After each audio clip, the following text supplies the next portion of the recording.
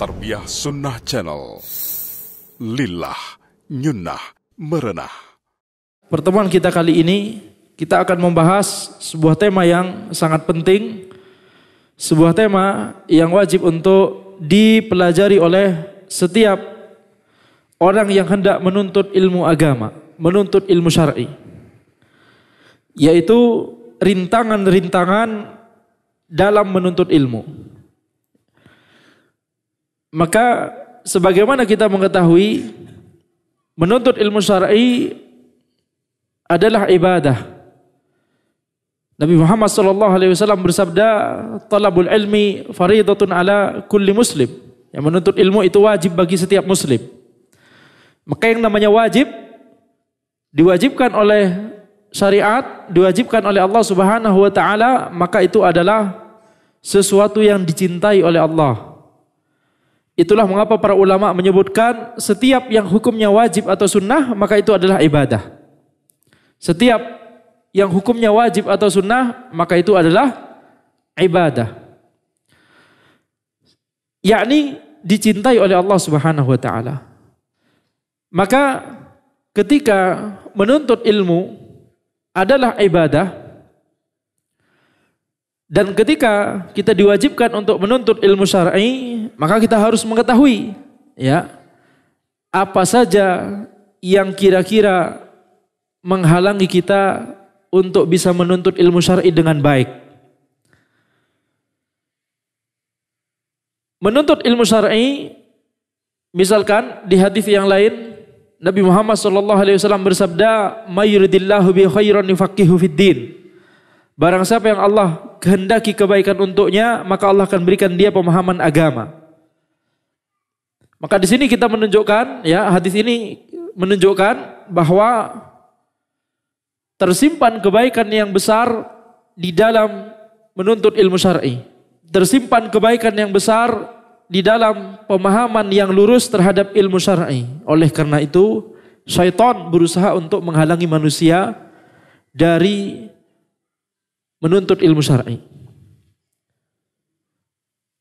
Syaitan akan memberikan berbagai rintangan dan halangan ketika seseorang ingin menuntut ilmu syar'i.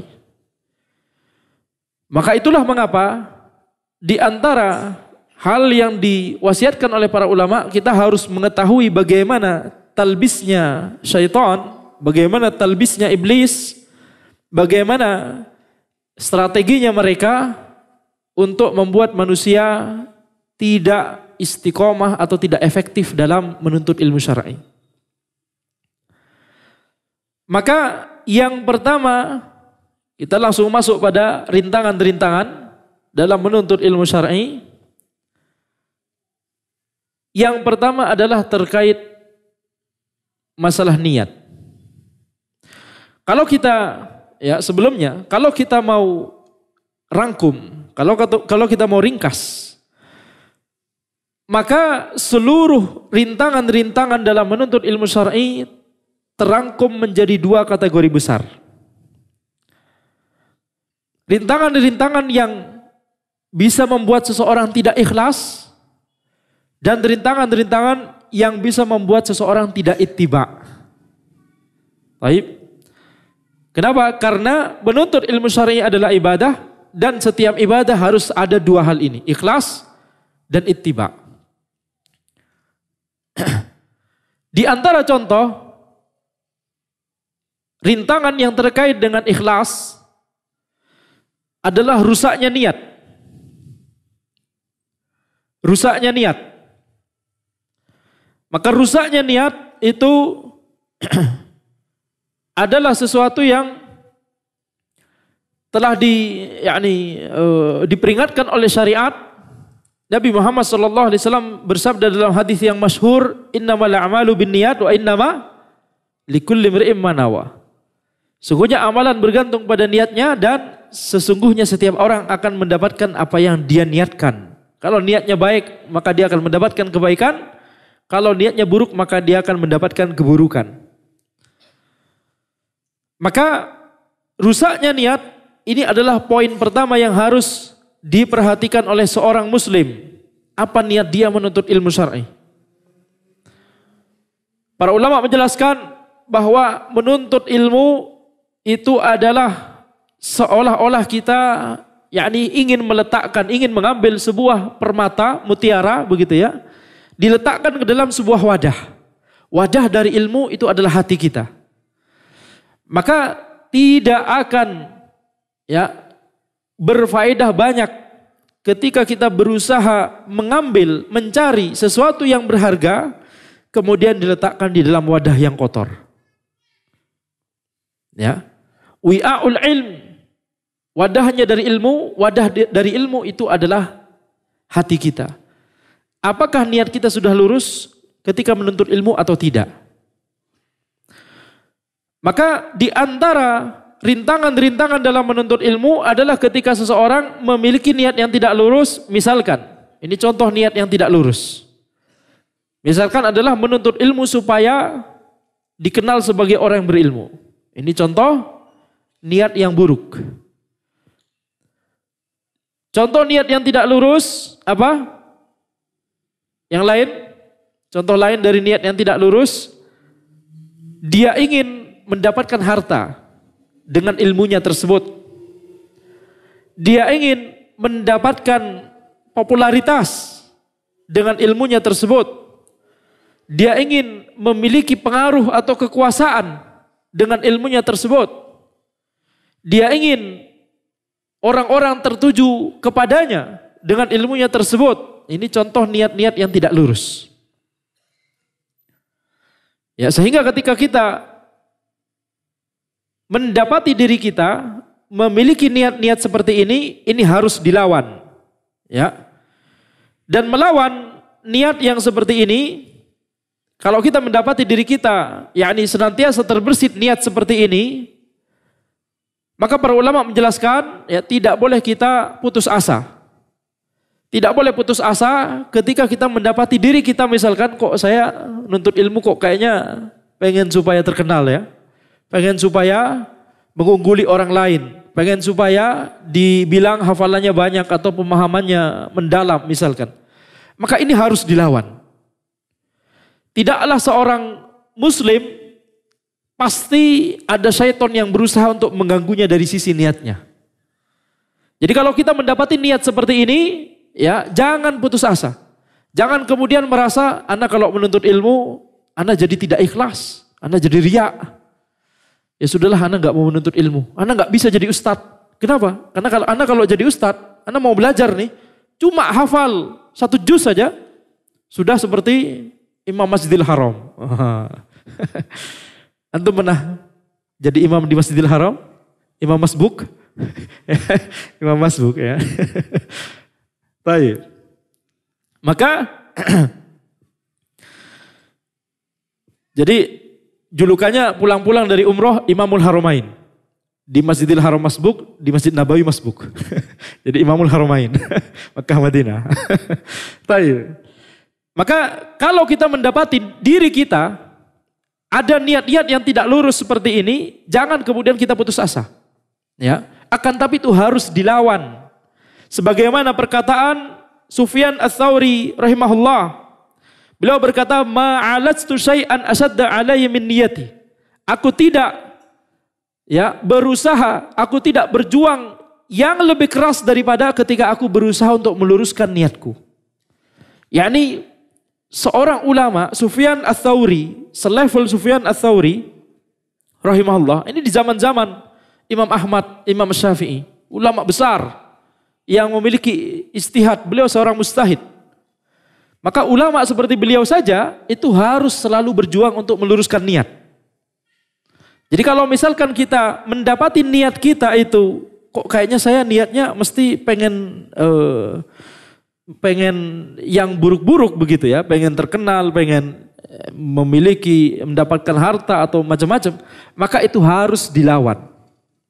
Tidak boleh kemudian kita berhenti dari melakukan suatu amalan ibadah hanya karena kita merasa niat kita itu buruk. Ini prinsip yang sangat penting. Ya, para ulama menjelaskan terkadang syaitan ketika mengganggu manusia, caranya mereka mengganggu adalah ingin dimasukkan syubhat atau dimasukkan perasaan ingin riya begitu ya. Sehingga orang tersebut beneran terjatuh pada riya. Ini diantara talbis dari syaitan. Diantara metode dari syaitan. Membuat orang tersebut beneran terjatuh pada riya. Kalau misalkan sudah dibisiki untuk riya, kemudian orang tersebut tidak berhasil, ya, yakni orang tersebut tetap berusaha untuk tidak mau terjatuh pada riya, maka syaitan kemudian membisiki bisikan yang kedua. Apa itu? Syekh, ini kata syaitan ya, kira-kira begitu ya. Kalau antum lanjutkan ini amalan ini, antum akan beneran jadi riya. Masa antum, yakni orang seperti antum tidak mungkin riya. Satu-satunya cara adalah antum tidak boleh beramal. Kira-kira itu ilustrasinya, supaya mudah saja. Ya, ala kulli hal perkataan syaitan itu hal gaib. Taib. Maka orang yang terjatuh pada bisikan kedua ini, dia akan berhenti beramal hanya karena dia takut untuk terjatuh pada riya. Ini juga berarti apa? Berhasil pada terjatuh pada bisikannya syaitan. Maka itulah mengapa para ulama menjelaskan ketika kita mau beramal, kita harus melawan niat-niat yang buruk. Di saat yang sama kita tetap harus melanjutkan amalan tersebut. Jangan hentikan sebuah amalan cuma karena takut niatnya buruk. Ya. Takut misalkan kalau kita sholat, atau kalau kita ngaji, atau kalau kita misalkan ya awalnya jarang sholat 5 waktu ke masjid, tiba-tiba rajin sholat 5 waktu ke masjid. Jangan kemudian takut dengan omongan tetangga. Ketika kita lewat depan rumahnya, Masya Allah, ya ini Syekh Kabir mau berangkat ke masjid. Masya Allah. Biarkan omongan-omongan itu begitu ya. Masya Allah, Imam, Syekh, Maulana. Gitu ya. Pasti ada tetangga yang iseng seperti itu ya. Maka kita katakan, ya antum, ya iblis, ayo ikut ke masjid sama anak. Ikut ke masjid sama anak. Tayu. Dibecandain ya, tayu. Maka di sini kita lihat, intinya adalah tidak boleh ya menghentikan amalan karena kita takut riya. Yang harus kita lakukan adalah lanjutkan amalan tersebut, kemudian berusaha, sembari tetap berusaha untuk tidak terjatuh pada riya. Contoh niat yang tidak lurus tadi apa? Contoh niat yang buruk dalam menuntut ilmu, ingin mendapatkan popularitas, ingin mendapatkan pujian, ingin mendapatkan harta, ingin mendapatkan kekuasaan, yakni memiliki kekuasaan, maksudnya perkataannya didengar banyak orang, followernya banyak, like-nya juga banyak. Itu nggak usah jadi ustaz kalau antum mau nyari follower ya. Ya, belajar kepada influencer itu juga banyak yakni.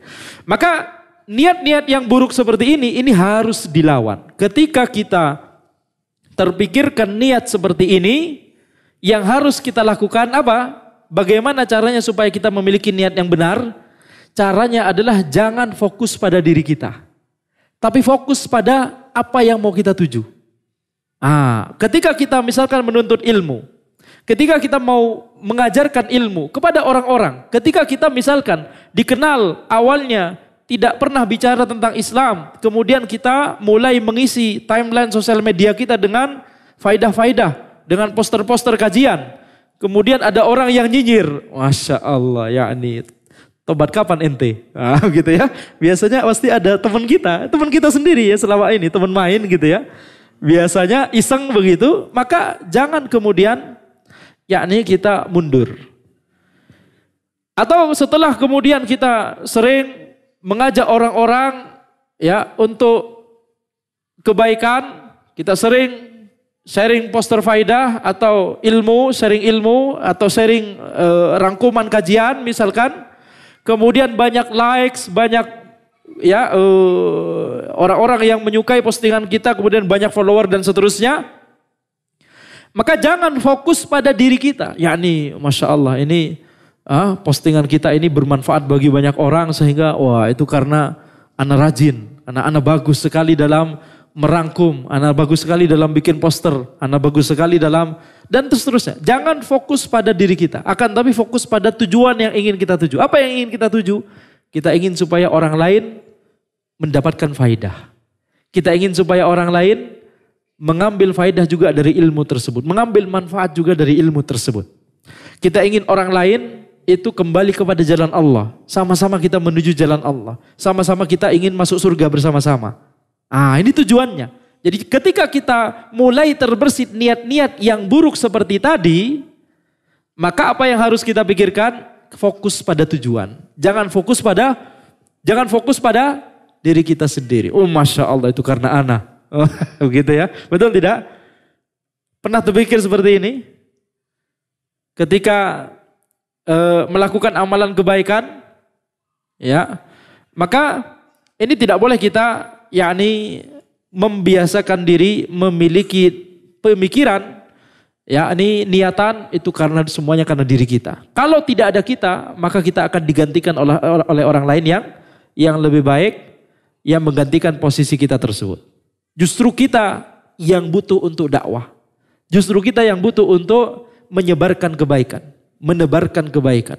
Dan namanya dakwah tidak hanya mengajarkan ilmu.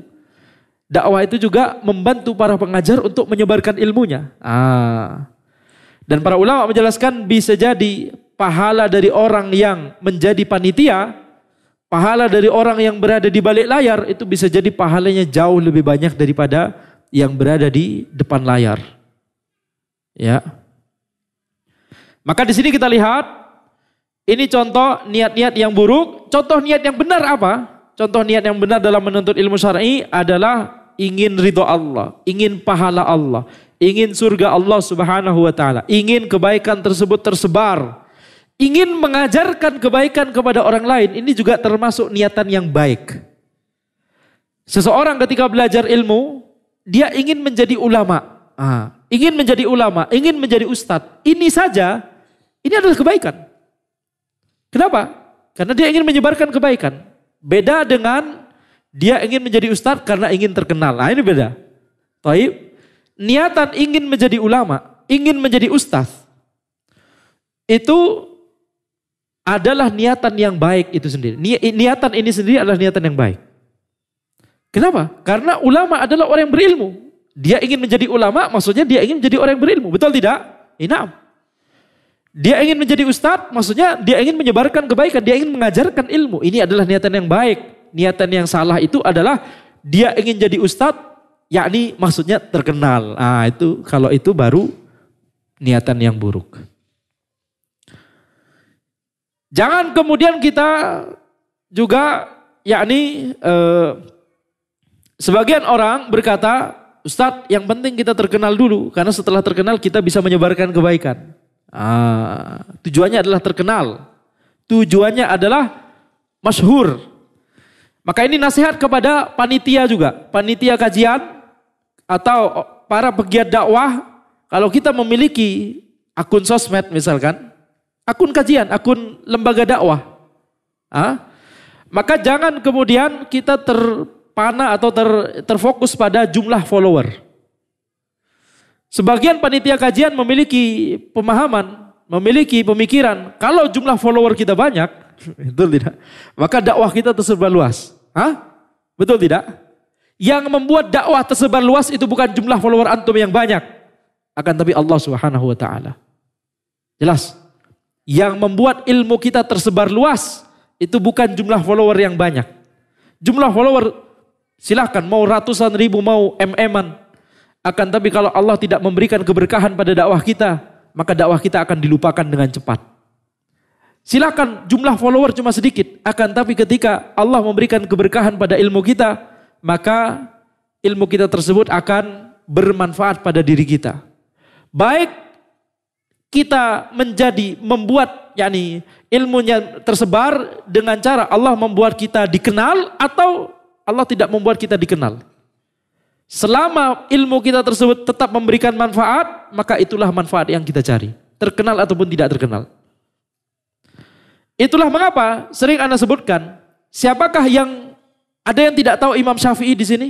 Semuanya tahu insyaallah. Al-Imam Asy-Syafi'i rahimahullahu taala. Sekarang Anda tanya, ada yang tahu Imam Muslim bin Khalid Az-Zanji? Muslim bin Khalid Az-Zanji. Ada yang tahu? Ada yang kenal? Siapakah beliau? Muslim bin Khalid Az-Zanji. Orang mana? Orang mana? Hah? Orang mana? Tidak tahu. Kota mana beliau? Muslim bin Khalid Az-Zanji. Muslim bin Khalid Az-Zanji adalah seorang mufti Makkah. Mufti Makkah. Pengajar di Masjidil Haram. Ya, muridnya, gurunya Imam Syafi'i. Imam Syafi'i itu adalah muridnya beliau. Kita mengenal muridnya Imam Syafi'i, tapi tidak mengenal gurunya Muslim bin Khalid Az-Zanji. Muslim bin Khalid Az-Zanji rahimahullah ini adalah guru yang pertama yang menasihati Al-Imam Syafi'i rahimahullah ketika beliau masih kecil. Ketika Imam Syafi'i masih kecil, Imam Muslim bin Khalid Az-Zanji inilah yang menasihati Imam Syafi'i untuk belajar fikih. Awalnya Imam Syafi'i itu semangat untuk belajar syair. Syair-syair Arab. Imam Syafi'i adalah orang Quraisy. Kecilnya beliau tinggal di orang-orang Baduy supaya bahasanya fasih. Ya, di Huzail. Orang-orang Baduy. Jadi bahasanya Imam Syafi'i itu adalah hujjah. Bahasanya Imam Syafi'i itu adalah bahasa Arab yang fasih.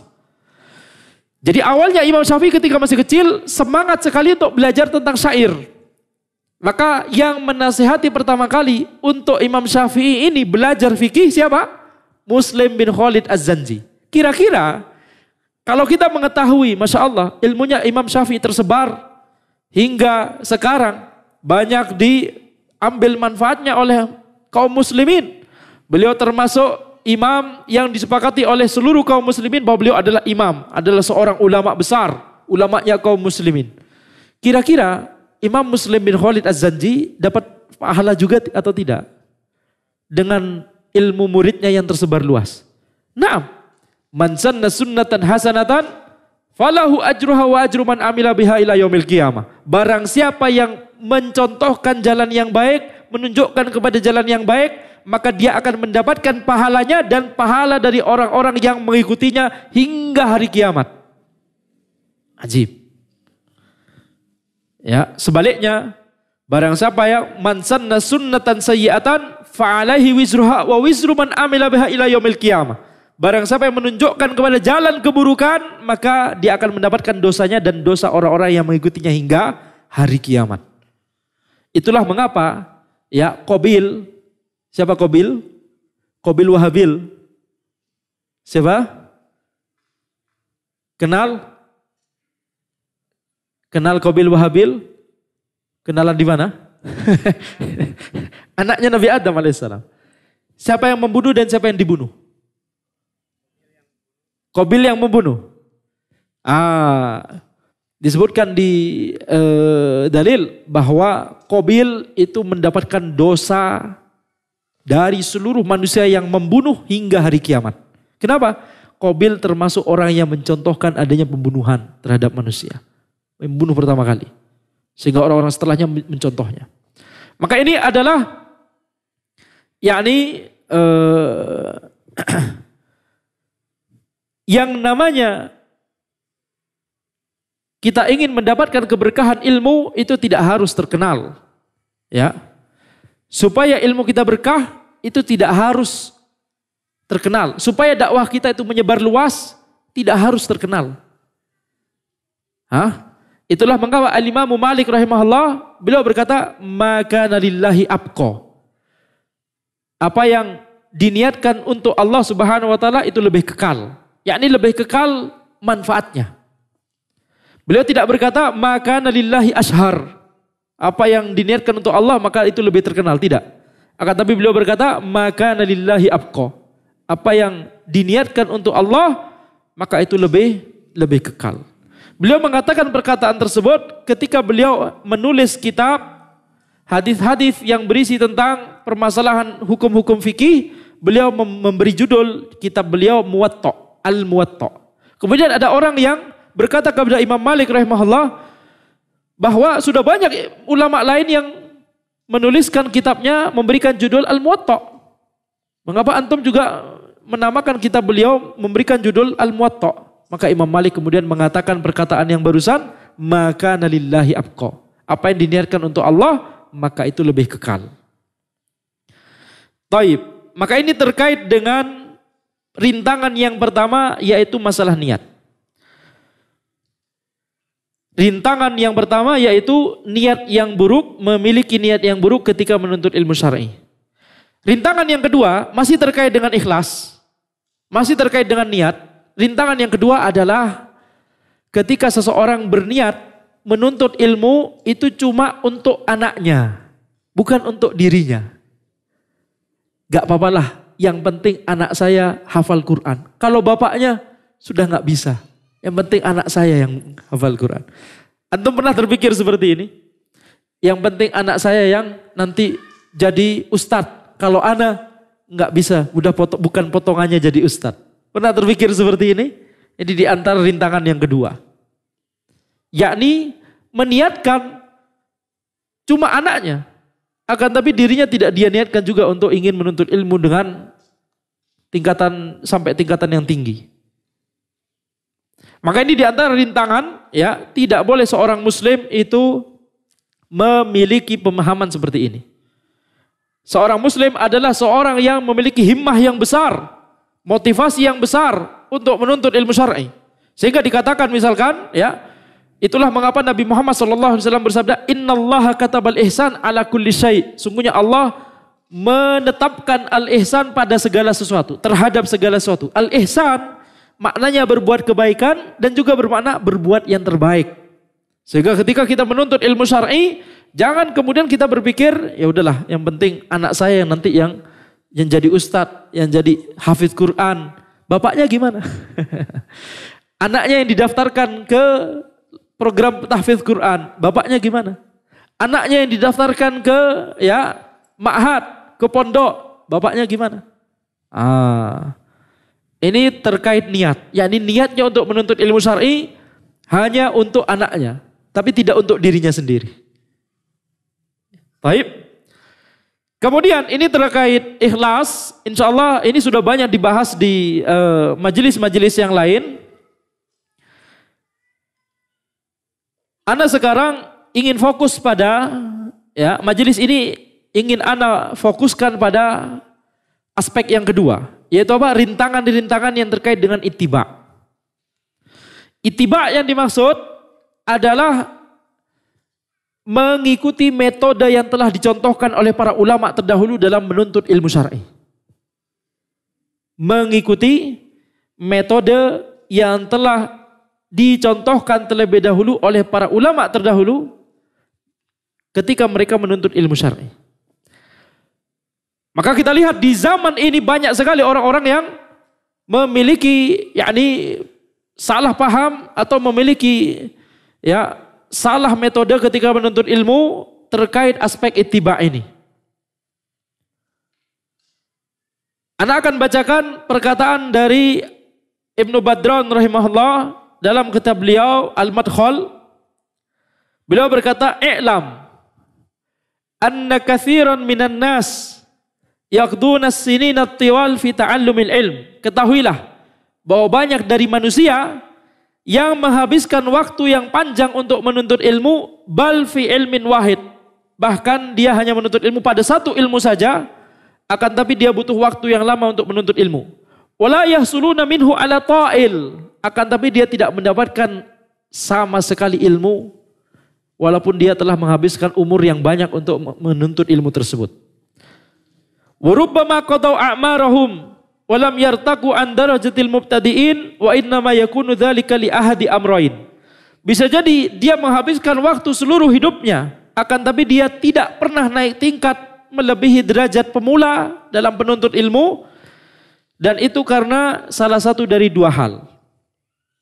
Jadi di sini Ibnu Badran rahimahullah menjelaskan tentang orang-orang yang rajin menuntut ilmu syar'i, akan tetapi walaupun bertahun-tahun menuntut ilmu syar'i tetap tidak naik tingkat, tetap selalu di tingkat pemula. Apa penyebabnya? Penyebabnya satu di antara dua hal. Ahaduhuma adamuz zaka'il fitri wa intifa'ul idraki tasawwuri wa hadza la kalama lana fihi wa la fi ilajih. Yang pertama adalah karena memang tidak diberikan, ya, kecerdasan oleh Allah Subhanahu wa taala, yakni tidak bisa berpikir sama sekali. Diberikan misalkan, ya, istilahnya keterbelakangan mental.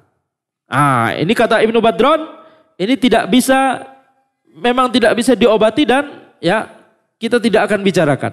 Ini kemungkinan pertama.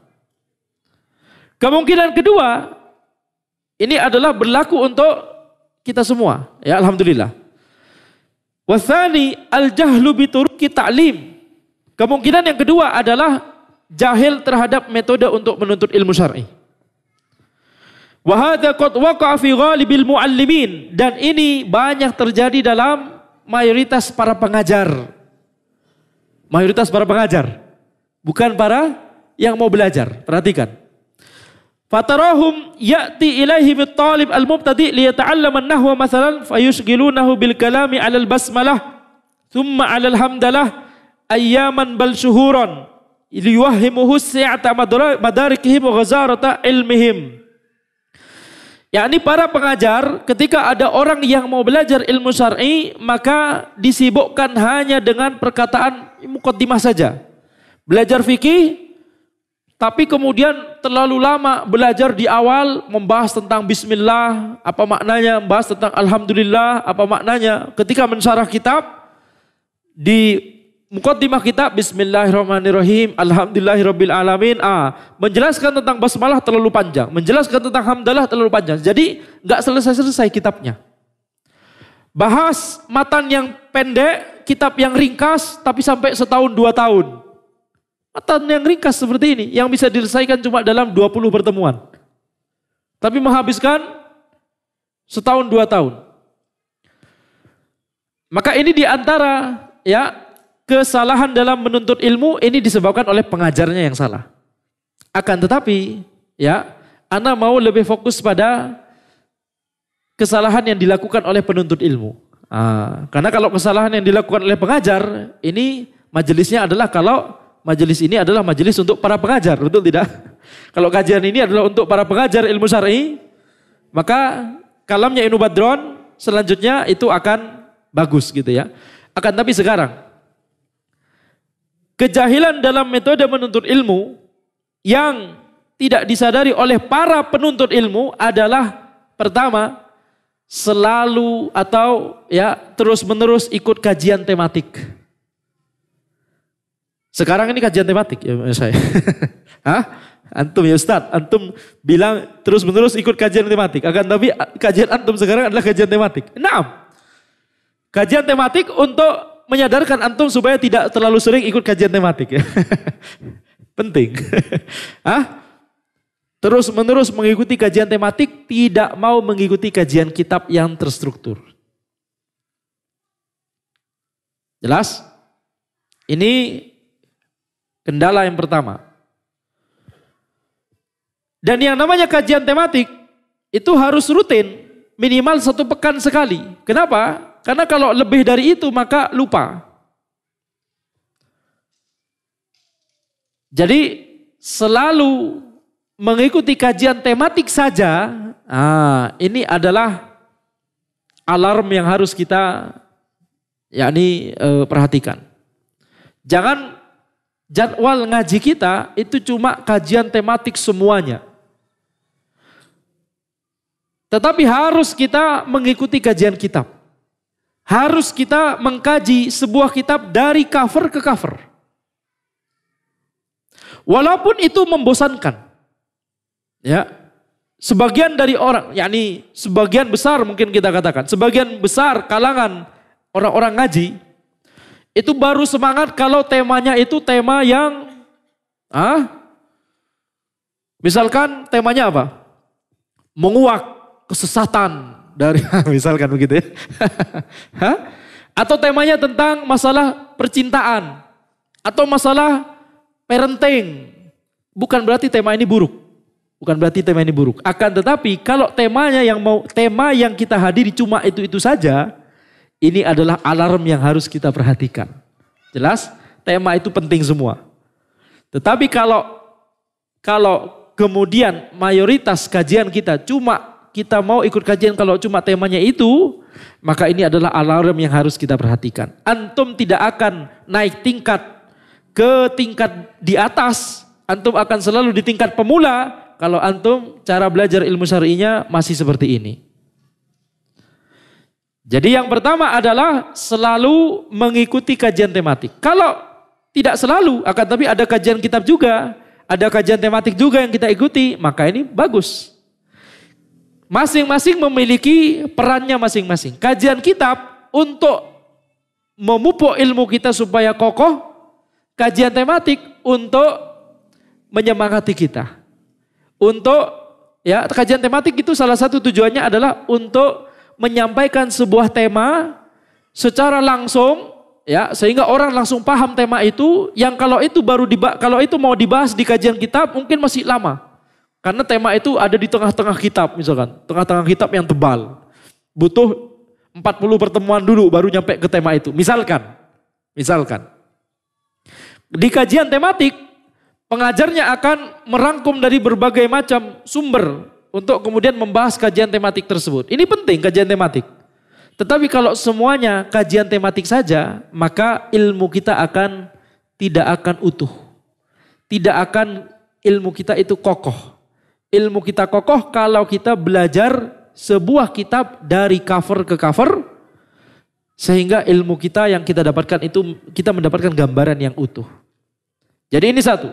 Kalau kita terbiasa cuma kajian tematik saja, maka siap-siap antum 5 tahun, 10 tahun, 15 tahun, 20 tahun akan selalu menjadi di tingkatan pemula, tingkatan awam. Jelas? Ini yang pertama. Yang kedua adalah tidak semangat untuk belajar bahasa Arab.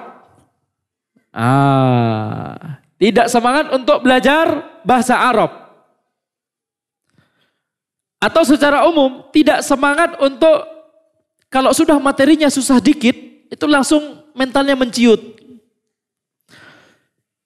Ketika belajar bahasa Arab harus menghafalkan tabel fi'il. Fa'ala, fa'ala, fa'alu. Fa'alat, fa'alata, fa'alna, fa'alta, fa'altu, mafa'altum, fa'alti, fa'altu, mafa'altuna, fa'altu, fa'alna. Aduh Ustaz, males juga ya. Yaf'alu, yaf'alani, yaf'aluna, taf'alu, taf'alani, yaf'alna. Aduh, sudah tua Ustaz, gitu, udah males ya. Ini penyakit yang kedua. Rintangan yang kedua terkait masalah ittiba. Ini harus kita lawan. Pernah di Jogja, ada seorang yang mengikuti program bahasa Arab, umur beliau sudah 70 tahun lebih. Dan beliau tuntas program bahasa Arab tersebut, dan beliau ikut juga, aktif juga hafalan seperti barusan. Dan alhamdulillah beliau mumtaz nilai ketika diujikan bahasa Arabnya. Di ujian akhir, ini program ma'had di Jogja. Ada ma'had bahasa Arab, ya. Kemudian mengikuti sampai akhir. Yang masih mahasiswa itu kalah itu dengan orang ini. Maka ini diantara tanda bahwa yang namanya ilmu syar'i, kalau kita memang berusaha untuk mencapainya, Allah akan berikan kemudahan bagi kita. Ketika kita berusaha untuk menggapainya, maka Allah akan mudahkan kita. Walaupun ada kendala umur, walaupun ada kendala waktu, walaupun ada kendala macam-macam, Allah akan mudahkan bagi kita insya Allah. Contohnya tadi, orang yang sudah usianya 70-an tahun lebih. Ada juga waktu itu di Inggris. Orang ini baru masuk Islam umur 60 tahun. Coba bayangkan, orang kafir awalnya masuk Islam umur berapa? 60 tahun. Jadi baru umur 60 tahun baru belajar Iqra. Bukan ini ta, ini sa. Begitu ya. Baru umur 60 tahun. Belajar seperti itu, bayangkan. Umur 70-an tahun, yakni sekarang, beliau sudah bisa mengajarkan Al-Ajrumiyah di masjid. Coba bayangkan, sudah menjadi pengajar bahasa Arab di masjid beliau di Inggris.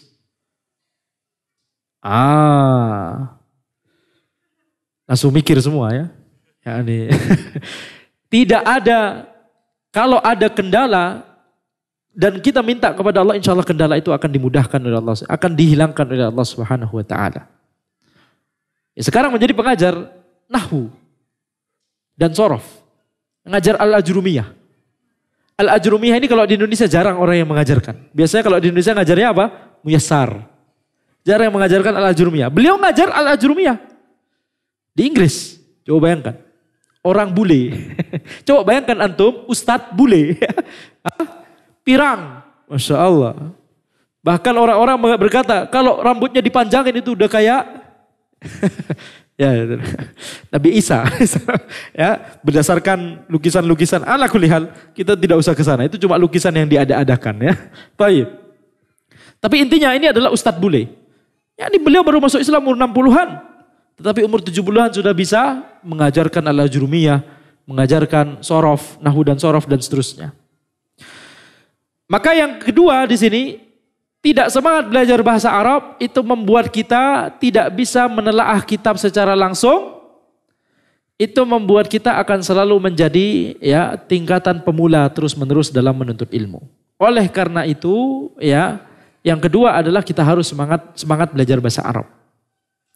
Dan saran ana adalah, bukan saran ya, akan tetapi pengalaman justru. Ini pengalaman dari ana. Antum fokus belajar bahasa Arab 2 tahun, 3 tahun. Kurangi kajian-kajian yang tidak begitu penting. Semua kajian penting ya. Tapi kalau dihadapkan pada kurikulum antum saat ini ya, ini belajar bahasa Arab, maka kajian yang lain masuk prioritas berikutnya. Fokuskan dulu belajar bahasa Arab sembari kajian-kajian yang lain, tetapi fokus dulu bahasa Arab 2 tahun, 3 tahun. Insya Allah antum akan bisa bahasa Arab. Tidak bisa itu kalau tidak fokus. Bahasa Arab itu termasuk bidang ilmu yang harus antum istiqomah datang terus di majelisnya. Tidak boleh bolos. Kalau bolos sekali saja harus segera mengejar ketertinggalan. Kenapa? Bolos sekali, bolos 2 kali, bolos 3 kali dijamin gak akan nyambung. Itu ciri khas bahasa Arab. Berbeda dengan fikih. Antum tidak masuk bab solat, atau masuk bab toharoh, bolos bab solat, tiba-tiba masuk lagi bab zakat, antum tetap bisa ngikuti, betul tidak? Insya Allah. Karena solat sama zakat materinya sudah berbeda, betul? Antum masuk bab solat, masuk bab zakat, bolos bab puasa, bolos bab haji, tiba-tiba bab tentang jual beli. Insya Allah tetap mengikuti, tetap bisa mengikuti. Itu fikih. Akidah demikian juga. Akidah demikian juga. Tafsir demikian juga. Antum hadir di tafsir Al-Fatihah, kemudian bolos di surat Al-Baqarah, bolos di surat Ali Imran, ini banyak sekali bolosnya berarti ya. Tiba-tiba hadir kok sudah juz 30. Antum kemana selama ini ya? 29 juz yang lain. Ya nih, bolosnya kebanyakan. Ustaz, ini kok tiba-tiba juz 30? Antum loncat ya? Loncat dari Al-Fatihah langsung juz 30. Enggak, ini antum yang bolos kelamaan. Hah? Kalau tafsir bisa. Walaupun bolos, tiba-tiba hadir lagi, tetap bisa mengikuti insya Allah. Syarah hadis. Hadis Arba'in Nawawiyah. Jelaskan hadis yang pertama. Innamal a'malu binniyat. Tiba-tiba antum bolos, tiba-tiba hadir di hadis yang ke 17. Innallaha katabal ihsan ala kulli syai. Misalkan hadis yang tadi. Innallaha katabal ihsan ala kulli syai. Sesungguhnya Allah menetapkan, memerintahkan ihsan, berbuat yang baik, berbuat yang terbaik pada segala sesuatu. Itu hadis nomor berapa di Arba'in Nawawiyah? 17. Tiba-tiba hadir di hadis 17. Maka insya Allah tetap bisa mengikuti. Tetap bisa paham makna dari hadis 17 tersebut. Kemudian hadis setelahnya hadis 18. Hadis 18 apa? Ittaqullaha haitsu ma kunta. Ittaqillaha haitsu ma kunta. Wa bisaya al-sanatamuha. Wa khaliqin nas bi khuluqin hasan. Wa khaliqin nas bi khuluqin hasan. Naam. Jadi kalau hadis masih bisa mengikuti. Kalau bahasa Arab tidak bisa mengikuti kalau kita bolos. Kenapa? Karena materinya saling terkait. Antum bolos dalam masalah ya ketika menjelaskan tentang misalkan tanda-tanda ism atau menjelaskan tentang fi'il, kemudian antum tiba-tiba masuk di bab mansubat, ini bolosnya banyak sekali berarti ya. Tiba-tiba mansubat, maka tidak akan paham. Jadi tipsnya ketika kita belajar bahasa Arab harus istiqomah di setiap pertemuan. Kalau ada bolos satu kali, misalkan ada kendala, ada uzur, harus segera mengejar ketertinggalan. Antara lihat rekaman kalau ada rekaman, atau nanya pengajarnya, atau nanya teman sesama majelis tersebut, apa tadi yang saya tidak hadiri, apa materinya. Jadi harus semangat bahasa Arab. Dan ini harus ditekankan, yakni setiap dari kita, walaupun kita orang Indonesia, walaupun kita hidung kita tidak semancung orang Arab, warna kulit kita tidak seputih mereka bisa jadi, akan tetapi kalau kita belajar bahasa Arab, bisa jadi bahasa Arab kita lebih bagus daripada mereka. Kenapa? Karena orang Indonesia kalau belajar bahasa Arab, yang dipelajari adalah belajar bahasa Arab yang fasih, fushah. Sedangkan mereka belajar bahasa, mereka terbiasanya pakai bahasa Amiyah. Nah, antum kira ulama nahwu Sibawaih, ulama besar nahwu Sibawaih, ulama besar. Antum kira beliau orang Arab aslinya? Bukan. Orang Khurasan, orang-orang dekat-dekat Persia situ, bukan orang Arab. Antum kira misalkan ulama hadis, seluruh ulama hadis kutubus sittah. Antum kira mereka semua orang Arab? Cuma satu yang orang Arab, Muslim, Imam Muslim. Yang lainnya orang Ajam, orang non-Arab. Bukhari, Abu Dawud, Tirmidzi, An-Nasai, Ibnu Majah, bukan orang Arab. Kapan kita dari Indonesia kita memiliki seorang ulama yang seperti mereka? Ya. Kapan kita memiliki ulama yang lakopnya misalkan Al-Jawi, Al-Indonesi, As-Sundawi. Insya Allah kita punya ulama As-Sundawi, Syekh Abu Haidar. Naam. Beliau ulama. Cuma kalau kita di Indonesia terbiasanya itu kalau orang Indonesia kita nyebutnya ustadz. Kalau orang Arab walaupun baru lulus dari pondok kita sebut syekh. Betul tidak? Betul. Standarnya tiba-tiba minder duluan. Kita insya Allah di Indonesia banyak ulama. Akan tetapi kemudian kita terkadang tidak menyadarinya. Toib. Jadi di sini kita lihat rintangan yang kedua adalah tidak memiliki semangat untuk belajar bahasa Arab. Rintangan yang ketiga adalah malas mencatat ilmu. Malas mencatat ilmu dan memurojaah ilmu.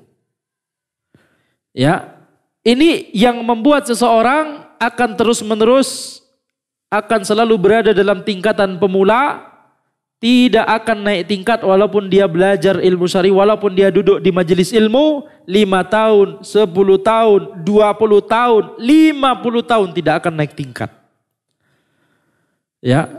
Ilmu itu adalah ketika kita memahaminya dan kita bisa menghadirkannya nanti di lain waktu. Antara kita hafalkan atau kita tulis. Betul? Antara kita hafalkan atau kita tulis. Kalau misalkan kita menuntut ilmu kemudian tidak menulis, kemudian tidak mencatat atau tidak menghafalkan, bisa kita pilih. Kalau kita mudah untuk menghafalkan, hafalkan. Tetapi kalau kita tidak mudah untuk menghafalkan, maka minimal kita tulis. Kalau kita tidak memiliki kebiasaan mencatat ilmu, maka banyak sekali ilmu yang akan terlewat. Banyak sekali ilmu yang akan terlewat sehingga apa? Tadi kita katakan 5 tahun, 10 tahun, 20 tahun ilmu agama kita tidak akan naik kelas. Mungkin tidak kalau orang seperti kita menjadi seperti ulama, seperti para ulama yang bisa menuliskan kitab, mungkin.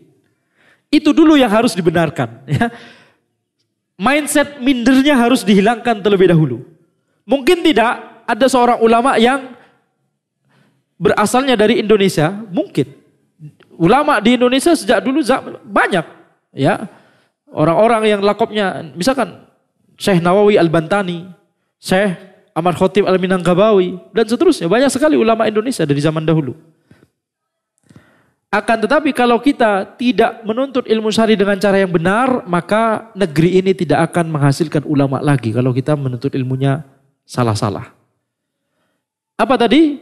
Yang pertama tadi apa? Yang terkait ittiba, rintangan dalam menuntut ilmu, yaitu mayoritas kajian kita adalah kajian tematik saja. Yang kedua, tidak semangat bahasa Arab. Yang ketiga, tidak mencatat atau menghafalkan ilmu. Ya. Ini rintangan yang harus kita introspeksi. Yang keempat adalah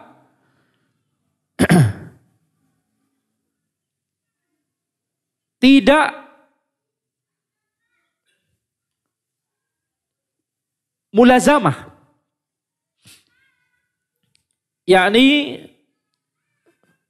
atau tidak mulazamah maksudnya tidak belajar sesuai kurikulum tertentu.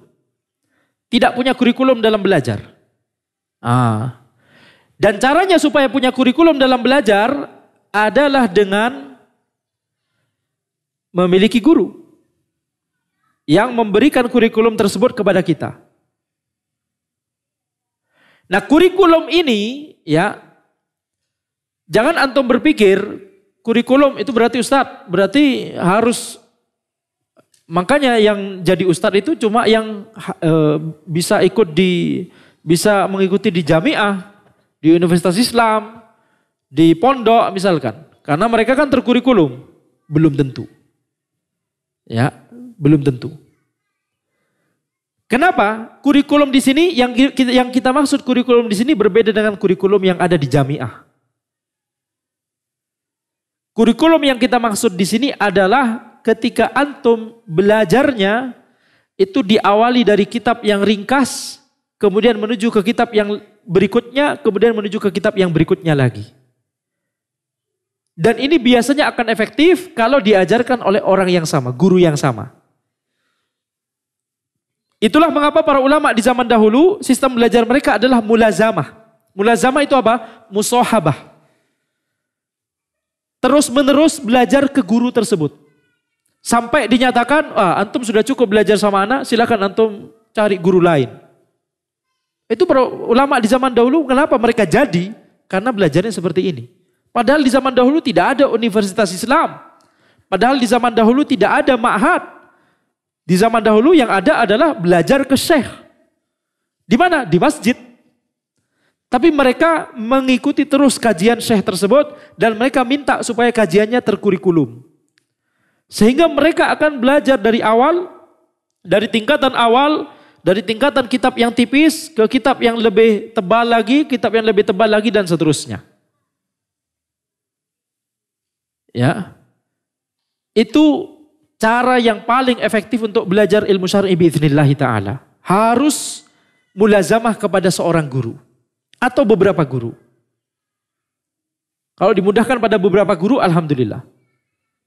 Tapi satu guru saja sudah cukup. Kalau ilmunya sudah memang mungkin guru tersebut. Sehingga apa? Sehingga diajarkan nahwu misalkan dari level al-ajrumiyah. Kemudian nanti naik tingkat ke Qatrun Nada. Kemudian naik tingkat ke Alfiyah Ibnu Malik. Di fikih diajarkan secara terstruktur. Kalau di mazhab Syafi'i misalkan belajar dari Matan Abi Syuja, kemudian Fathul Qorib, kemudian Al-Iqna, kemudian Umdatus Salik, kemudian Al-Minhaj, Minhajut Talibin karya An-Nawawi. Kemudian Rawdatut Talibin, kemudian Al-Irsyad atau semacamnya, kitab-kitab yang besar yang lain, Al-Majmu' dan seterusnya, Al-Bayan dan lain-lain. Kalau akidah, belajar Al-Qawaidul Arba' terlebih dahulu, kemudian Thalathatul Usul, kemudian Kitabut Tauhid, kemudian Al-Aqidah Al-Wasitiyah, kemudian Kitabut Tauhid sudah, Al-Aqidah Tahawiyah, Al-Hamawiyah, dan seterusnya, kitab-kitab yang lain. Kalau fikih Hambali, Akhsarul Muhtasarat terlebih dahulu, kemudian bisa Dalilut Talib, kemudian bisa Zadul Mustaqni, kemudian bisa Ar-Raddul Murbi', kemudian setelah itu bisa ya Al-Iqna atau Muntahal Iradat, silahkan dipilih, terserah. Akan tapi belajar terstruktur seperti ini harus dengan guru yang membimbing kita, yang melalui kitab-kitab tersebut di setiap levelnya. Tidak boleh kalau kita belajar fikih gimana? Belajar fikih langsung kitab yang tebal, atau bahkan tidak terstruktur sama sekali. Fikih kita tidak terstruktur, ya, sehingga kita belajarnya langsung membahas khilaf ulama. Mazhab Syafi'i begini, mazhab Hambali begini, mazhab Hanafi begini dan seterusnya, itu tidak akan membuat kita menjadi seorang yang memiliki ilmu yang kokoh. Jadi cara untuk supaya kita menuntut ilmu, supaya kita bisa mencapai derajat yang tinggi dalam ilmu, itu adalah mulazamah. Belajar terkurikulum kepada seorang guru. Caranya gimana? Minta pada guru tersebut, Ustadz, ana mau belajar terkurikulum dengan antum. Ana punya beberapa teman, ana bawa teman-teman ana. Tapi ana mau belajar terkurikulum. Khalas, cuma sekedar menghampiri Ustadz dan minta waktunya untuk belajar, itu adalah metode yang terbaik. Ya, ini juga saran kepada panitia kajian, harus mengkurikulumkan seperti ini. Kalau semuanya kajian tematik, maka tidak akan jadi. Jangan hadir kajian cuma untuk mencas iman, ngecas iman. Emang iman itu baterai belum dicas, dicas iman, ngecas iman, ya nih. Memompa iman, emang ban belum dipompa. Menuntut ilmu adalah supaya kita memahami ilmu agama dengan lebih baik daripada sebelumnya. Ustadz, bukankah tidak semua orang harus jadi ustadz? Betul tidak? Antum tahu perkataan itu? Kita katakan, betul, tidak semua orang harus jadi ustadz. Tapi kalau kita punya kesempatan dan fasilitas sebenarnya, dan kesempatan untuk bisa menjadi orang yang berilmu, mengapa tidak? Itu pertanyaan yang benar. Kalau kita bisa, mengapa tidak? Mengapa antum sia-siakan kesempatan untuk bisa memiliki ilmu yang banyak, kemudian antum berdalih dengan tidak semua orang harus jadi ustadz. Menjadi orang yang berilmu tidak harus kita belajar ilmu syar'i, bukan berarti profesi kita nanti akan menjadi ustadz full pengajar ilmu syar'i, tidak demikian. Para ulama kita telah mencontohkan berapa banyak para ulama yang pedagang, yang petani, yang ahli arloji, Syekh Al-Albani. Pekerjaan mereka punya profesi mereka masing-masing. Akan tapi di waktu luang mereka, di waktu sisa mereka mengajarkan ilmu syar'i. Dan justru itulah yang mereka utamakan. Mencari nafkah itu adalah sampingan bagi mereka. Ya, tapi fokus utama mereka adalah mengajarkan ilmu syar'i. Tapi mereka punya pekerjaan. Mereka punya profesi yang lain. Seperti guru ana, Syekh Abdul Mun'im Elamin rahimahullahu taala. Beliau meninggal dunia tahun lalu karena Covid. Semoga Allah Subhanahu wa taala ya memberikan rahmat dan ampunan kepada beliau. Melapangkan kubur beliau. Beliau yang mengajarkan anak usul fikih dulu di Amerika Serikat. Apa pekerjaan beliau? Kalau di Indonesia, pekerjaan beliau itu PNS. PNS-nya Amerika Serikat. Iya, PNS-nya Amerika Serikat. Yang harus masuk dari jam 8 sampai, Anda nggak tahu, jam 3, jam 4. Tapi setelah itu, malamnya, ya, kemudian kalau weekend, subuh, itu beliau, weekend penuh itu, subuh, pagi, malam. Beliau mengajarkan ilmu syar'i. Antum kalau tanya kepada beliau, itu pendapat berbagai mazhab itu tokcer banget. Beliau langsung sebutkan beserta dalilnya. Dan beliau Syekh Andi, Syekh Andi, Anda masih muda sekali ya disebut Syekh Andi. Antum jangan di situ, antum harus ke sini. Yani jangan menjauh dari, misalkan ini soft pertama, imam di sini misalkan. Tempat yang paling afdol di soft pertama adalah tepat di belakangnya imam. Beliau menyarankan kepada anak, menegur anak. Antum kenapa di sana? Antum harus di sini. Ini tempat yang lebih utama. Habis itu beliau tempati. Ya, dalam masalah ini tidak boleh kita mengalah. Ya, harus berlomba-lomba dalam kebaikan. Anda yang tempati ya, karena antum tidak tempati. Lain kali kalau antum dulu, antum yang tempati di sini. Begitu ya. Sangat berkesan sekali dengan beliau, rahimahullahu taala. Syekh Abdul Mun'im Elamin. Pekerjaan beliau apa?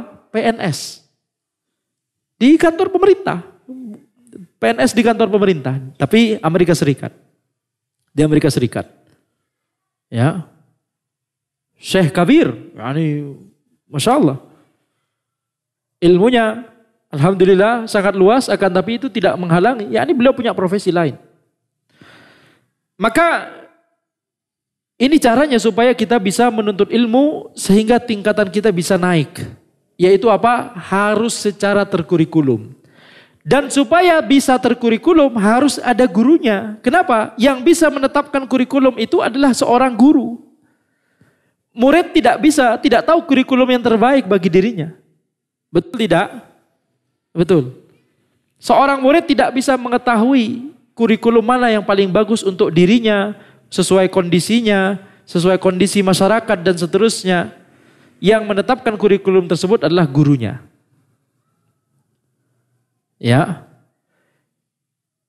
Jadi misalkan kita hampiri seorang ustadz, ana mau belajar sama antum.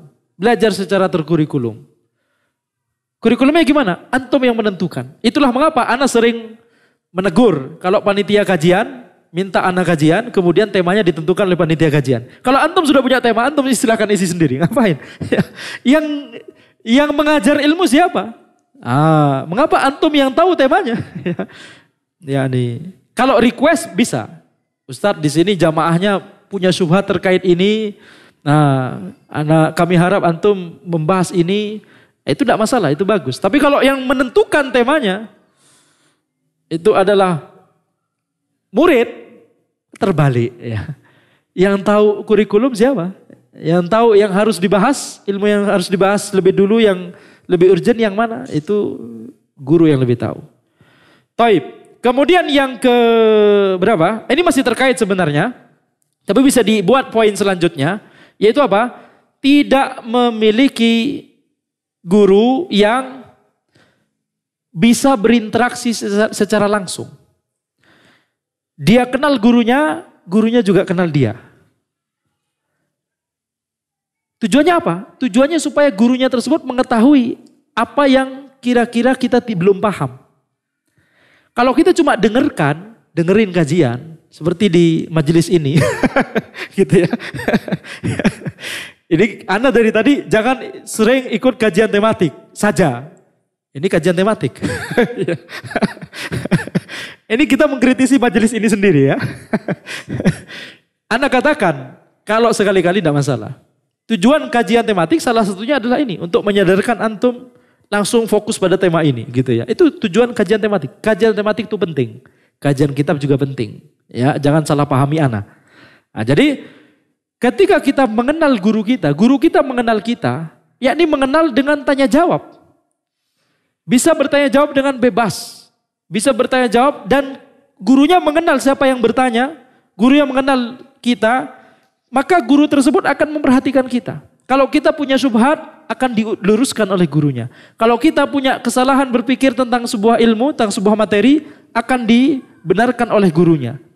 Kita akan mendapatkan nasihat yang memang ditujukan secara khusus untuk kita, yang memang dibutuhkan oleh kita.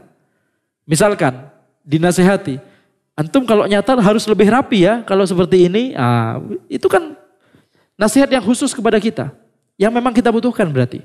Kalau kita kajiannya selalu seperti ini modelnya, ya, di mana Anda tidak bisa mengenal antum secara langsung, guru tidak mengenal setiap dari antum secara langsung, maka ini ya kurang afdol. Kalau ini terus-menerus dilakukan, kalau mayoritas kajian antum begini semua, kalau sekali-kali bagus. Kajian seperti ini, Anda katakan tadi, ini juga memiliki keutamaan. Tetapi kalau ini terus, sebagaimana kalau kajian kitab terus, tanpa ada kajian tematik, itu juga kurang bagus. Kenapa? Untuk mompa iman tadi, itu juga penting. Betul? Untuk supaya kita langsung dapat materi yang terfokus terkait tema itu. Kajian tematik sangat penting. Yang kita katakan tadi, kalau ekstrim kanan atau ekstrim kiri. Kajian tematik saja atau kajian kitab saja tanpa adanya kajian tematik. Dua-duanya sama-sama penting. Ya. Maka cara menuntut ilmu supaya kita itu menjadi ya orang yang tingkatan ilmunya bisa naik, di antara cara, bahkan justru kita katakan ini adalah cara yang paling efektif, adalah ketika kita memiliki guru yang kita mulazamah dengan beliau. Satu atau dua atau beberapa. Ya, tapi tentunya tidak bisa kita bermulazamah dengan banyak guru. Dengan sedikit guru dulu atau satu guru sudah cukup kalau guru tersebut memang ya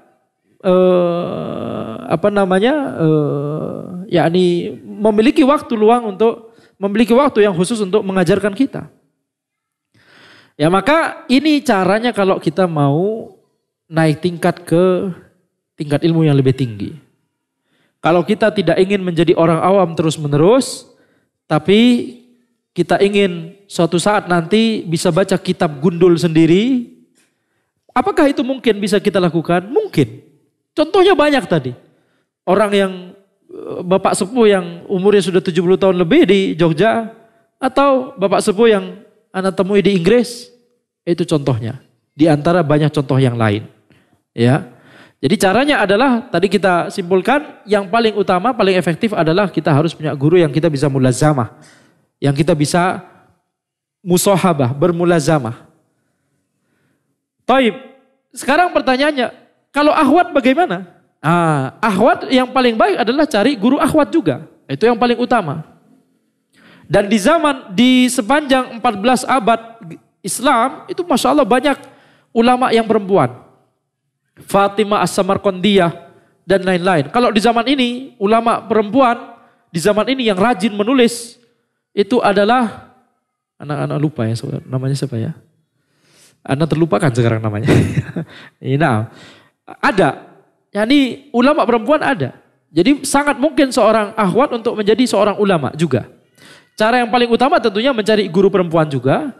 Atau kalau misalkan tidak ada, maka walaupun gurunya laki-laki bisa juga akan tapi misalkan melalui media yakni Zoom misalkan gitu ya. Kalau di Zoom, kalau Ana dengan santri Ana itu misalkan kajiannya bisa secara langsung seperti ini tapi ada Zoom-nya.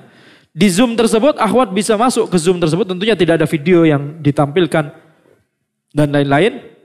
Tapi kelihatan dari namanya semuanya nama kunyah.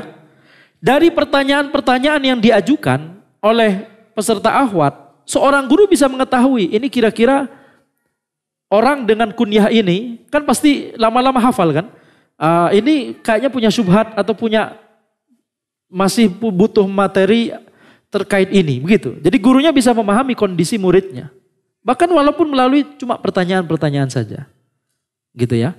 Jadi intinya adalah ketika seorang guru bisa mengenal muridnya, maka itu cara yang sangat efektif supaya murid tersebut bisa naik tingkat dengan cepat. Ya. Di majelis umum seperti ini bisa juga dengan cara apa? Dengan cara hadir secara rutin. Itulah mengapa para ulama syekh kibar, ulama besar, beliau juga punya murid-murid yang banyak dengan cara apa? Dengan adanya ya walaupun kajiannya besar seperti ini di masjid, tapi murid-murid yang semangat itu selalu hadir dan selalu berada di depan dan selalu bertanya sehingga lama-lama kenal. Ketika lama-lama kenal maka ini sama insya Allah. Ya, jadi tadi kita simpulkan harus punya guru yang bisa kita belajar terkurikulum bersama beliau. Kemudian kita harus juga kajian kitab secara terstruktur, jangan cuma kajian tematik.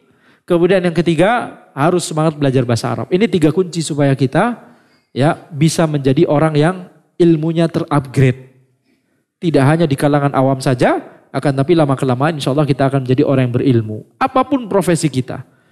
Semuanya sudah terbukti, yakni Anda mengenal seorang syekh di Amerika Serikat yang beliau itu punya pekerjaan beliau itu dosen geografi di Amerika Serikat, doktor ilmu dunia di geografi, tapi beliau juga doktor di ilmu syar'i linear juga, fikih Al-Azhar S2 dan S3 Al-Azhar semua. Ya, geografinya juga dari Mesir. Beliau asal Mesir. Kemudian pindah ke Amerika Serikat untuk dakwah, tapi pekerjaan beliau di Amerika Serikat apa? Dosen. Dan di waktu pagi sampai sore, ya beliau sebagai dosen. Tapi di waktu malam dan di waktu weekend, beliau mengajarkan ilmu syar'i. Yakni sekali lagi kita katakan ini bukan masalah profesi, ini masalah tingkatan ilmu kita.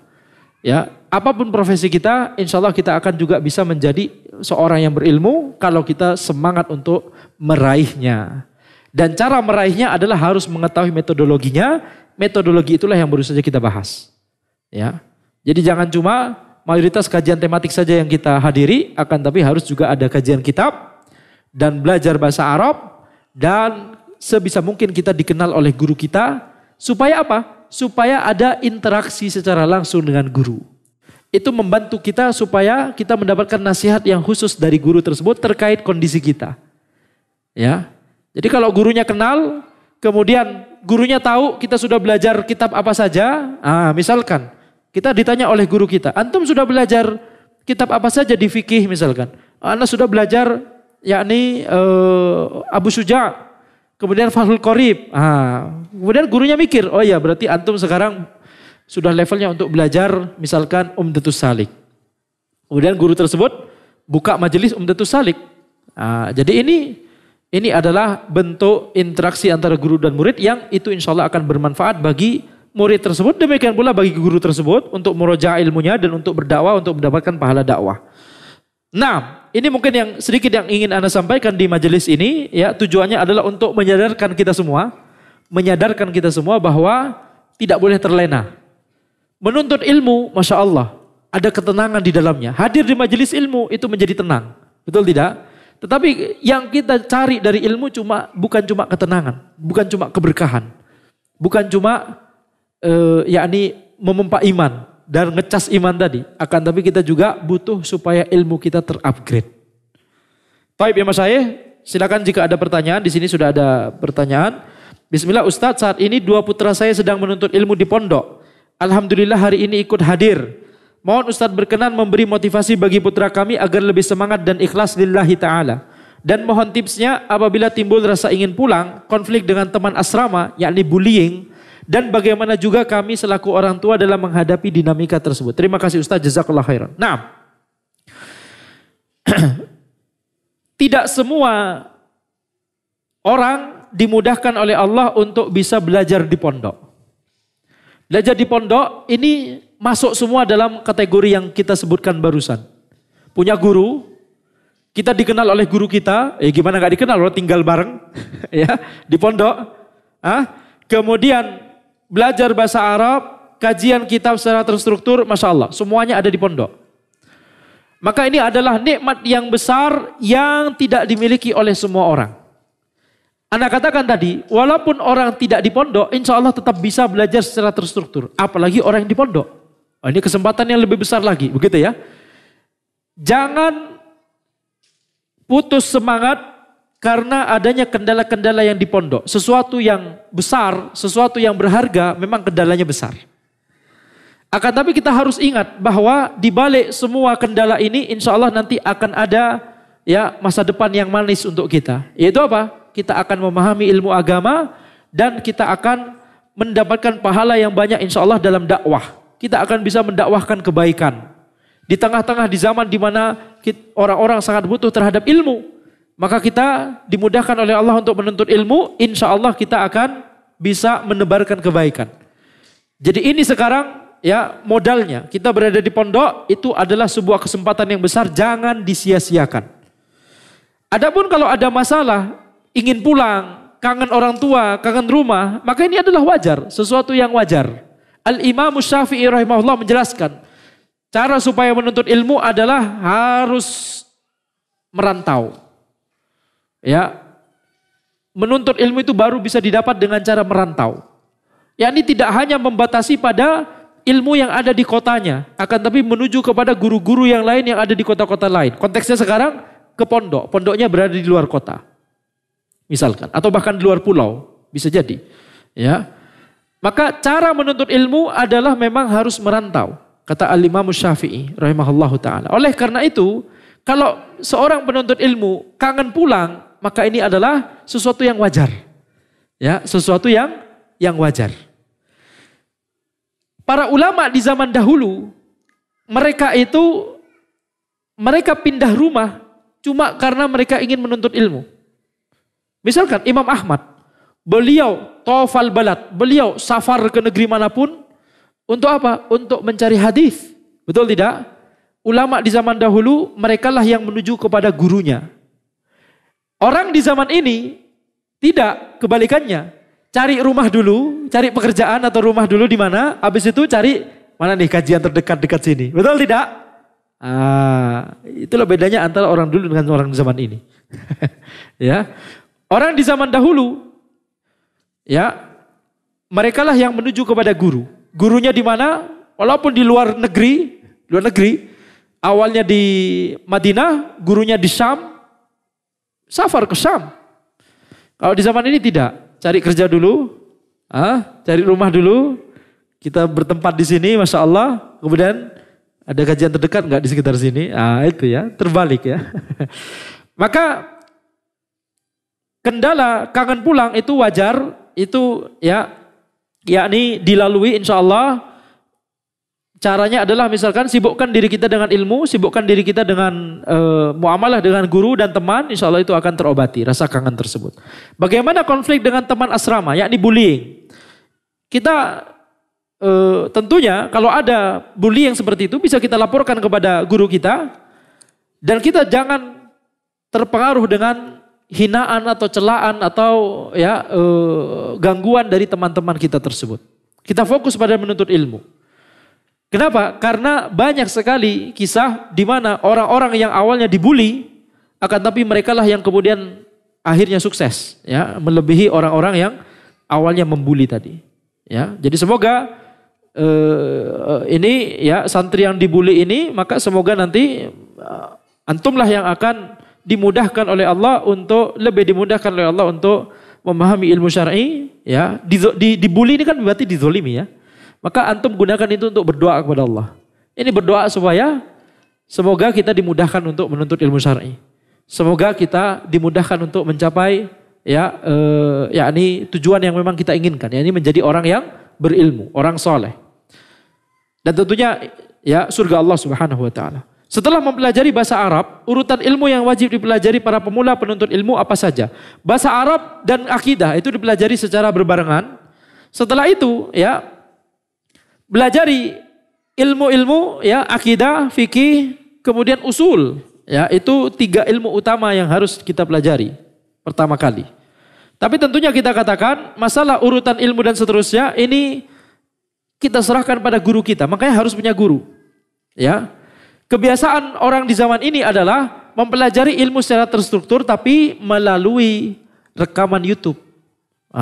Di YouTube ada kajian kitab Salasatul Usul dari cover ke cover. Masya Allah sudah ada 10 pertemuan selesai tuntas membahas Salasatul Usul. Mari kita dengarkan rekaman tersebut. Maka anak katakan, berapa banyak dari antum yang sanggup untuk mendengarkan rekaman tersebut satu pertemuan 1 jam misalkan? Ada yang sanggup? Ya, 10 pertemuan, 30 pertemuan untuk bahas satu kitab, 50 pertemuan untuk bahas satu kitab. Ada yang sanggup? Kalau sanggup itu karomah. Ya, biasanya baru 5 menit, baru 10 menit sudah ngantuk gitu ya. Biasanya baru 5 menit, baru 10 menit sudah terdistraksi dengan ya yang lain-lain. Biasanya baru 5 menit, 10 menit di HP kita tiba-tiba ada notifikasi. Teman kita nge-WA. Ada gitu akhirnya ditunda lagi gitu ya. Yang paling bagus adalah cari guru. Bismillah Ustadz, boleh belajar bahasa Arab tapi gurunya belum bermanhaj salaf atau baiknya seperti apa? Sebaiknya cari orang yang bermanhaj salaf. Assalamualaikum Ustaz. Waalaikumsalam warahmatullahi. Mohon maaf pertanyaannya di luar topik. Mau tanya, sesuatu dikatakan tidak kalau apa ya? Soalnya saudara saya menolak istrinya dengan kata-kata pokoknya saya mau udahan. Oh talak ya. Sesuatu dikatakan talak kalau apa? Soalnya saudara saya menolak istrinya dengan kata-kata pokoknya saya mau udahan. Sepertinya sudah sampai di sini pernikahan kita. Apakah perkataan seperti itu sah dan valid untuk dikatakan talak, dan jika ingin rujuk kembali bagaimana mekanismenya? Ya. Lafadz seperti ini, lafadz kinayah, ya, lafadz kinayah itu dikembalikan kepada niat. Pokoknya saya mau udahan. Udahan apa? Ini masih belum jelas. Ini dikembalikan kepada niat yang pembicara. Sepertinya sudah sampai di sini pernikahan kita. Ini sepertinya sudah jelas ya. Ini maksudnya talak ya. Allahu a'lam. Ala kulli hal, ya semoga kita semua terhindarkan dari seperti ini ya. Allahu alam, perkataan yang kedua ini sepertinya sudah sampai di sini pernikahan kita ini adalah kalimat talak, tapi ini perlu dikaji lagi ya, ini perlu dikaji lagi. Ana tidak mau menjawab dengan fix sekarang ya, ini perlu dikaji lagi. Karena masalah talak itu adalah masalah yang sangat besar ya. Saran ana adalah yakni antum bertanya di majelis lain, atau kalau minimal ana sekarang ana harus menelaahnya kembali ya. Nah, Assalamualaikum Ustaz. Waalaikumsalam warahmatullahi. Saya ingin bertanya, apakah kita belajar agama bersumber dari video di YouTube tanpa adanya guru di dunia nyata, apa tidak apa-apa? Ini yang baru kita katakan barusan ya. Gurunya Syekh Al-Yutubi. Al-Yutubi ya. Hukum ilmu agama yang saya pelajari bagaimana ya Ustaz? Apakah sahih dan apakah saya mendapatkan pahala juga? Terima kasih Ustaz. Wassalamualaikum. Nah, itu adalah salah satu wasilah menuntut ilmu. Bermanfaat. Menuntut ilmu lewat YouTube. Alhamdulillah. Menuntut ilmu via online. Menuntut ilmu via artikel. Menuntut ilmu bahkan lewat poster di Instagram misalkan. Itu adalah salah satu wasilah untuk menuntut ilmu. Betul? Tapi bukan wasilah yang utama. Mengikuti kajian di YouTube, misalkan apalagi kajian kitab di YouTube, Masya Allah, itu juga salah satu wasilah. Tentunya ini jauh lebih baik daripada menuntut ilmu lewat poster kajian di Instagram. Betul ya? Jauh lebih baik. Tetapi yang lebih baik lagi adalah punya guru secara langsung. Hadir di majelis ilmu secara langsung. Atau kalaupun tidak secara langsung, minimal lewat Zoom. Zoom itu memudahkan kita untuk berinteraksi dua arah. Itu yang dimaksud. Kalau ini pertanyaan akhwat, maka kalau akhwat, muridnya akhwat dan gurunya adalah ustadz ya, bukan ustazah begitu ya. Maka yang paling mendekati ideal adalah lewat Zoom. Atau hadir langsung, tapi ketika bertanya, ditulis nama kunyahnya misalkan. Sehingga gurunya tahu apa yang dipikirkan oleh muridnya. Cara berpikir muridnya, apa yang dibutuhkan muridnya, apa yang masih kurang dari muridnya. Itu gurunya bisa paham. Itu yang penting. Ya, kalau lewat YouTube, antum mengenal guru tersebut, gurunya tersebut mengenal antum atau tidak? Nggak kenal orang YouTube lewat YouTube ya, lewat rekaman. Jadi kita katakan ini wasilah yang bagus juga. Naam, alhamdulillah ya, kita bisa menikmati kajian kitab dari cover ke cover. Ya, tetapi ini bukan cara yang paling utama. Cara yang paling utama adalah ketika kita bisa berinteraksi langsung dengan guru. Ya, naam. Sehingga kalau kita punya pertanyaan kita bisa langsung menanyakan. Kalau kita langsung ada syubhat atau pertanyaan yang kreatif gitu ya, bisa langsung kita tanyakan kepada guru tersebut. Kalau lewat YouTube gak bisa, antum mau nanya kemana? Nanya ke akun YouTube tersebut belum tentu ustadz tersebut rajin menjawab, apalagi itu bukan akun channel ustadznya begitu ya. Belum tentu dijawab. Jadi itu mengapa kita sebut ini kurang utama. Kenapa? Karena tidak bisa interaksi dua arah. Interaksi atau belajar yang paling efektif adalah ketika bisa ada interaksi dua arah. Ya. Dan tentunya yang dimaksud interaksi dua arah kalau muridnya akhwat, gurunya ustadz, bukan ustazah, yang dimaksud interaksi dua arah ini maksudnya adalah bukan berbicara langsung, bukan begitu ya, kan, tapi bisa jadi lewat pertanyaan seperti ini ketika ditulis nama penanyanya begitu ya. Sehingga bisa tahu lama-lama hafal juga, oh ini pola pikirnya si fulan atau si fulanah, dia punya syubhat masalah ini. Jadi gurunya tahu gitu ya. Sehingga bisa menasehati secara khusus atau bisa membentuk kurikulum secara khusus untuk mengobati syubhat tersebut. Ini pertanyaan panjang sekali Masya Allah ya. Kita bahas secara cepat ya. Bismillah, Ustadz Afwan izin bertanya di luar tema. Sebentar lagi akan memasuki bulan Zulhijjah. Namun apakah ada hadis atau Al-Quran yang menunjukkan bahwa kita harus berpuasa pada bulan Zulhijjah, memperbanyak amal di bulan tersebut? Namun Ana menemukan pada link di sebuah website bahwa ada hadis yang dimana Nabi SAW biasanya berpuasa pada ke-9 hari di bulan Zulhijjah, hari Asyura, 3 hari setiap bulannya, hari Senin di setiap awal bulan, dan hari Kamis dan Senin setelah Jumat kedua, yang dimana hadis ini dhaif. Naam, panjang sekali ya Masya Allah. Itu bagaimana ya Ustaz? Bagaimana hadis di atas dhaif sedangkan kita memperbanyak amal di bulan Dzulhijjah? Sama Afwan Ustaz, apakah boleh kita niat kurban dan akikah disatukan secara bersama-sama jadi dua apa ini? Dua niat ya mungkin ya.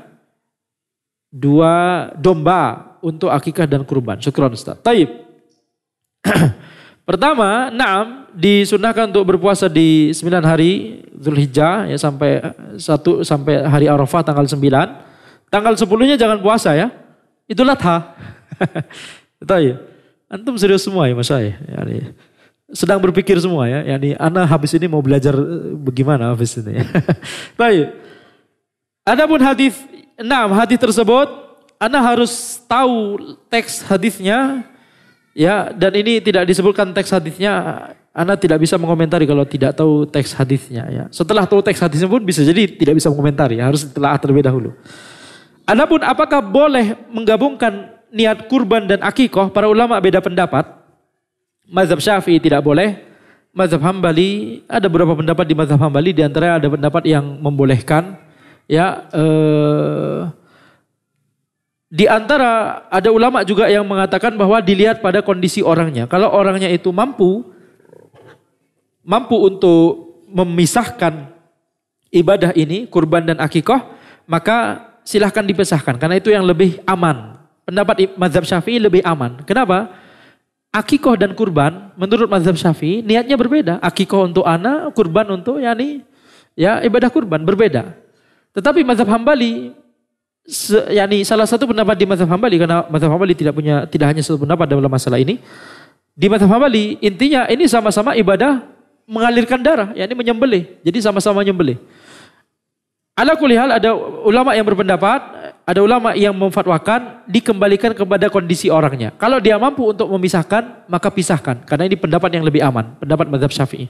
Kalau tidak mampu, maka digabung, tidak masalah.